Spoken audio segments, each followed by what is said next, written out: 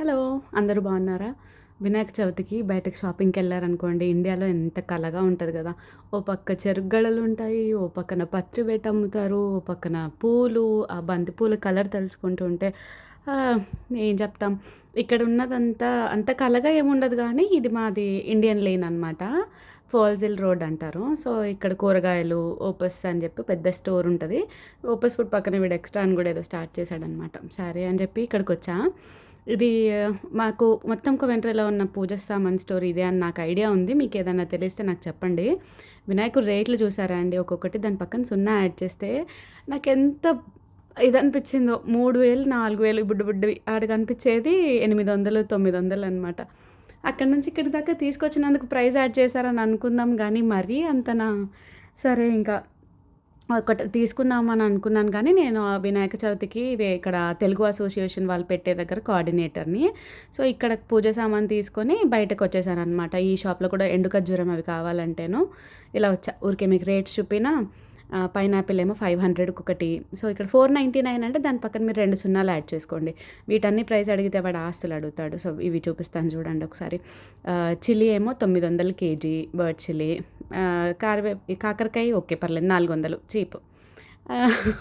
ఇక్కడ అంతే ఇంకా 300, 400లో ఉన్నాయంటే అవి తక్కువ ప్రైస్ అనమాట. సో, బీరకాయలు, బెండకాయలు అన్నీ దొరుకుతాయి. అసలు మీరంత సంపాదిస్తున్నారో దూరం ఉండి అని అనుకుంటారు గదా! ఇలా ఎండిపోయినవి 700కి కొనుక్కొని తినాలనమాట. సర్లే ఇక్కడ కష్టాలు ఎందుకు కానీ లోపలికెళ్ళిన తర్వాత ఇంకా నాకు పప్పు కావాలని తీసుకుందామని అనుకున్నాను. మాకు 2 కేజీల పప్పు ఇక్కడ 800 పడుతుంది.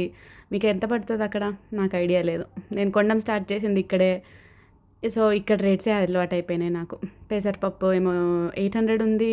మూంగ్ దాల్ అంటే పెసరపప్పు. ఆ పక్కనదేంటో ఏంటోలేండి వదిలేయండి. సో, ఇక్కడ షాపింగ్ ఫినిష్ చేసుకొని మళ్ళీ పూజ సామాన్స్ కొంచెం కుంకుమ మిస్ అయిందనమాట. ఓపస్ ఎక్స్ట్రాలో ఈ రూమ్ పెట్టారు. నాకెంత ప్రశాంతంగా అనిపించిందో దీంట్లోకి రాగానే.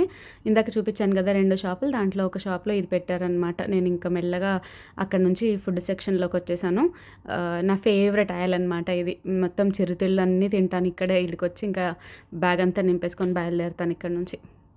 నా ఫేవరెట్ భుజియా. మీకేమి ఇష్టం చెప్పండి. ఈ ప్యాకెట్ అంతా చూస్తుంటే మన రత్నదీపే గుర్తుకొస్తది. ఈ గిన్నెలు అసలు ఇవంతా కొత్తగా అదేమంటారు యాడ్ చేశారు ఈ షాప్‌కి. నాకు ఇవన్నీ చూస్తుంటే చాలా హ్యాపీగా అనిపించింది. ఏదో ఇండియాలో ఉన్నట్టే అనిపించింది. ఇక్కడ దొరకందంటూ ఏం లేదు. కానీ ప్రైజెస్ మాత్రం ఇదైతే దుబాయ్‌ది. మా డాడీ దుబాయ్ నుంచి తెచ్చిన దానిలాగే ఉన్నాయి. ఇవి కూడా పెట్టేశారు ఆఖరికి. కానీ 1799 అంటే ఒక్కొక్కటి 1700, 1800. ఇంకా మధ్యాహ్నం వస్తే ఇప్పుడు ఈవినింగ్ అయిపోయింది. షాపింగ్ ఫినిష్ చేసుకొని బయటకొచ్చాను. మీకు కనిపిస్తుంది చూడండి అక్కడ అన్నయ్య ఎక్స్‌ప్రెస్ అని చెప్పి చిన్నది ఉంటది. ఆ బుడ్డ హోల్‌లో ఒక మంచి అందులో నుంచే ఆర్డర్ ఇవ్వాలి. వాళ్ళు అందులో నుంచే ఫుడ్ బయటకిస్తారు. నేను ఇక్కడ వచ్చిన ప్రతిసారి తింటాను. నా ఫేస్ చూడండి ఎలా ఎలిగిపోతుందో అసల. ఫుడ్ బావుంటది ఇక్కడ. తిన్నాక మ్యాంగో లస్సీ తీసుకున్న పనిలో పని. తర్వాత ఇప్పుడు కుంకుమ కూడా తీసుకొని షాపింగ్ అంతా అయిపోగొట్టేసుకున్నా. ఇప్పుడు బస్ స్టాప్ ఎక్కడుందో ఎతుక్కుని బస్ ఎక్కి ఇంటికి పోవాలి. ఇంటికి కాదు మా ఫ్రెండ్ వాళ్ళ ఇంటికి వెళ్తున్నాను మర్చిపోయాను. ఎందుకు తెలుసా నేను డాన్స్ చేస్తాను అనమాట వినాయక చవితి ఫెస్టివల్లో. మీరు రెడీగా ఉండాలన్నమాట. అందుకే ముందు చర్య తుఫాన్ వచ్చినప్పుడు హెచ్చరిస్తారు కదా, నా డాన్స్ ప్రోగ్రామ్ కూడా వస్తుందన్నమాట. Be ready friends. ఇంతవరకు వ్లాగ్ చూసినందుకు థ్యాంక్ యూ. మీ షాపింగ్ ఎంత దాకా వచ్చిందో కమెంట్ చేయండి. బాయ్.